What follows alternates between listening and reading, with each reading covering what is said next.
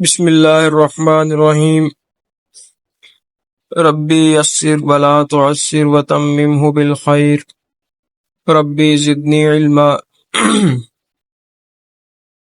پیارے بچوں، امید ہے کہ آپ سب خیریت سے ہوں گے، سب ٹھیک ہوں گے۔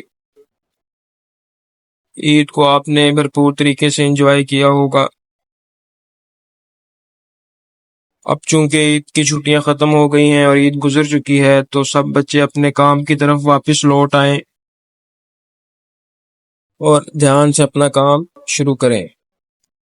بچوں، آج کی اس ویڈیو میں آپ کا جو کرنے کا کام ہے اس کا طریقہ کار آپ کے ساتھ شیئر کیا جائے گا، تاکہ آپ کا آج کا جو کرنے کا کام ہے پیج نمبر 44 کوشچن نمبر 9 نظم کا مرکزی خیال تحریر کیجیے۔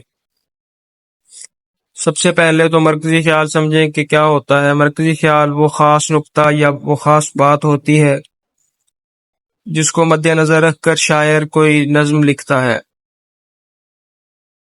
تو مرکزی خیال زیادہ سے زیادہ 2 یا 3 لائنوں پر مشتمل ہوتا ہے۔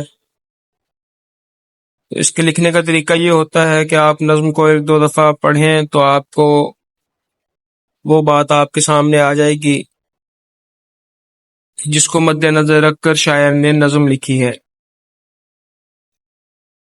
تو مرکزی خیال آپ 2 یا 3 لائنوں پر لکھیں گے۔ اس کو لمبا چوڑا لکھنے کی ضرورت نہیں ہے کہ آپ آدھا یا 1 صفحہ لکھ دیں۔ تو 3 لائنوں پہ آپ لکھیں گے جس میں آپ وہ بات بیان کریں گے جو شاعر کا نقطہ یا خاص بات ہے جس کو مد نظر رکھ کر اس نے نظم لکھی ہے۔ تو کام کرنے کا طریقہ یہی ہے کہ ہیڈنگ کے لیے آپ بلو مارکر استعمال کریں گے اور پین کے ساتھ آپ پھر لکھیں گے جو اس کا جواب ہوگا۔ تو اپنی صحت کا خاص خیال رکھیں